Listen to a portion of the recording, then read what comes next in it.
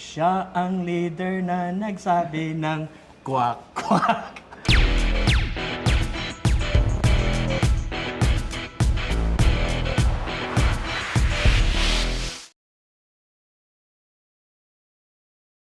Hi, I'm Louis Pedron for Cinema Daily US, and we're here with Fatrick Tabada for Flower Girl, which I'm aptly actually dressed up. And I'd like to welcome you to our city.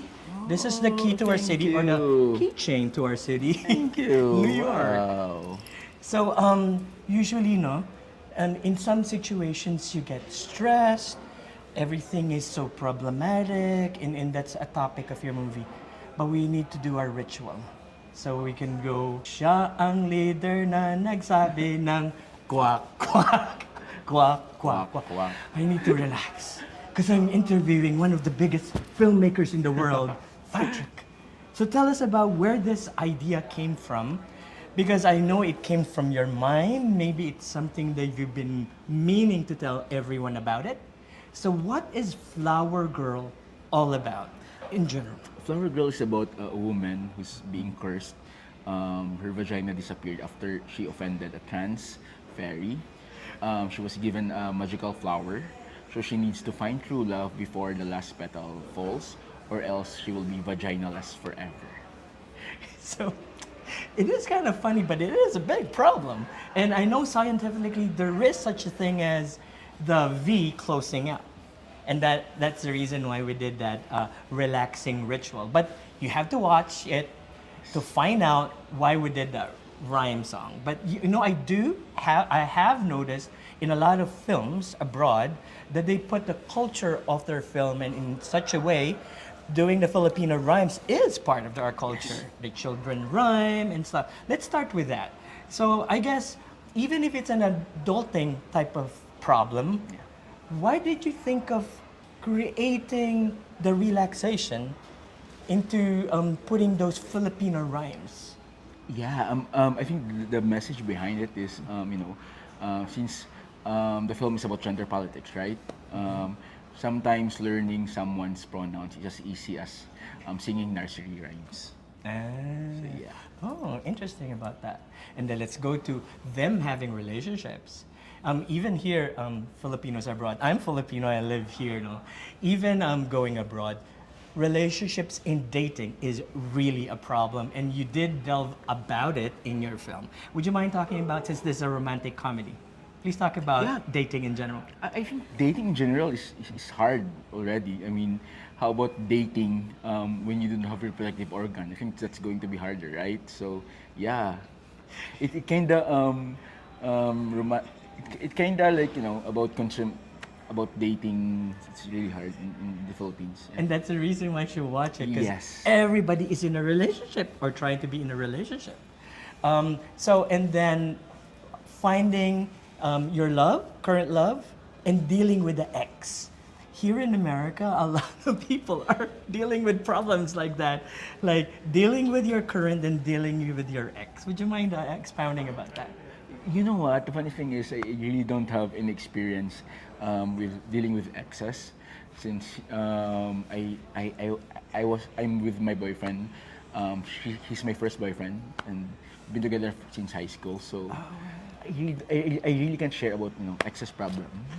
But you did delve about it in your film. Yes, I think Ina's character, Robert, her ex, he left her because he finds out that Ina has no longer vagina.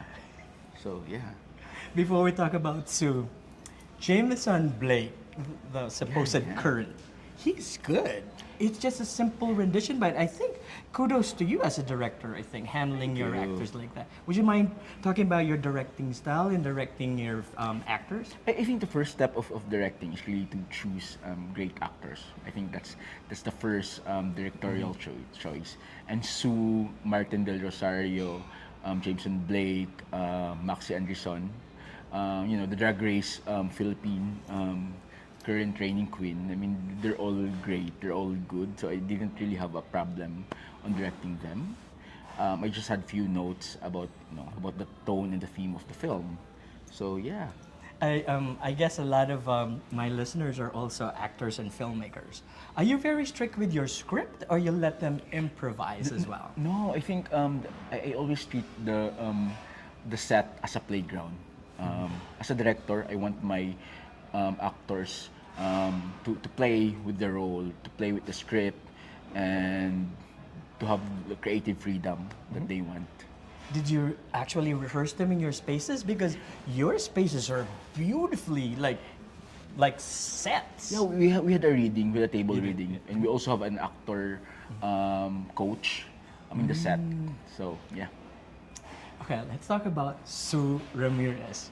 This film is, you know how Philippines is so conservative, and this film is kind of risque. And Sue Ramirez, for what I know, she has a very, very clean reputation. But this is kind of risque. He has a little bit of nudity, and the topic, and just saying the V word every minute. How did you get to approach her and pitch to her? You know what? When I pitched the concept, just the log line first, she immediately said yes. She did. She did. She immediately said yes. She's very excited to do the project, and yeah. And the thing with Sue Ramirez is, she's also good in drama. At the same time, she already has a comedic timing. That's what I noticed. That's what I noticed.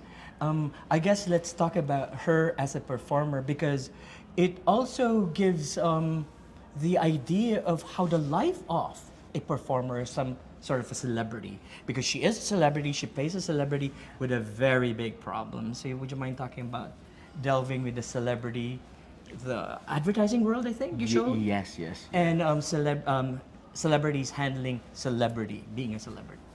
Um, Sorry, what's the question again? Yeah, the celebrities handling themselves as being celebrities. So it's kinda meta, right? I mean, so it's an actress, and in this film, she's advertising endorser. So I think it was easy for her to to delve into the character of Ina, because she has a first-hand experience in showbiz. Yeah. And she did. Would you mind talking about the timing? Was it natural? Did you coach her about, hey, this should be the timing and the pacing, or she's just a natural? Sue is a very smart actress, and I only had one note about the comedy. I told her, this is not a slapstick comedy. I want you to deal, no matter how absurd the concept is, I want you to deal with a straight face, because it's gonna make the comedy funnier. You're right. You're right about that. You're right about that. But you did have a lot of actors around her that are really good as well. Yeah. So how was your casting process? Because you seem to, even the minor characters have one-liners are really good as well. I think kudos to you as well. Thank you. I think the most important part of casting was, especially Flower Girls, the comedic timing. That's what I was looking for, and I think we have a great cast. You actually did. I mean, and especially kudos to Sue Ramirez. She was not able to fly to the film festival? Yeah, I think so. I think schedule or. Do you have any message from her? She probably gave you something to tell the fans about I this think film. Sue Ramirez is very excited to share Flower Girl here in New York, and I hope you're gonna enjoy it though. And they will, they will. Before we end this, I actually have, I go to a lot of film festivals. I do interviews with directors like you. How was it to be the closing night film at the biggest Asian film festival in the US, New York Asian Film Festival? How was that experience? I'm very honored, Yes. for Flower Girl to close New York Asian Film Festival. And it's also interesting and very fitting because, a film, Flower Girl, is about a woman whose vagina completely closes, and now it closes the film festival. So there's poetic somewhere there. So yeah. This is beautiful. This is poetic. Your script is very poetic because I know you also wrote it. Yeah. And then I guess final words about it was, even though the problem is so hard, in fact, scientifically, there is such a thing as your V closing. Why did you choose your film to be so colorful, vibrant, and vivid? When I was collaborating with my DOP, Cara Moreno, and production designer, Anelo Sanchez, we wanted it to be colorful because, gender is not black and white. It's a spectrum. It's a very colorful thing in the rainbow. So yeah, that's where the colorful, vibrant came. And if I might say, I think the colorful would attract, the younger ones, and it also appeals to the middle age or maybe my age and older. You actually captured all the different, not only genre, but all the different generations, I think, with your comedy, your romantic comedy. I mean, kudos to you. That's all I've been saying. Kudos to our you. director, Thank Patrick. you. I'm so proud of you, man. Thank you. So I'm gonna say a quote from one of the characters. You're fresh, you're tight, and you're enough. You're tight, you're fresh, and you are enough. Yes. So thank you very much. And that was a quote from Poochie. Oh yeah. Yes. You Kudos need, to Poochie. you need to watch the film But to know who's Pucci. who's the voice of? It was Gladys Reyes. Oh yeah, she has that particular voice. But kudos to her too, because even though it was just a voice, she was really good. Yeah, she did Please though, yeah. deliver my congratulations to all your cast, crew, and everybody involved in this film. And as I said, you are fresh, you are tight, and you're enough, as per Poochie. Thank you very much. This is Fatrick Tabada, the hottest filmmakers in the world. He's closing the New York Asian Film Festival here in New York City this summer 2025. Hi, I'm Fatrick Tabada, writer director of Flower Girl. Please watch our interview On Cinema Daily US. Maraming salamat po. Au revoir.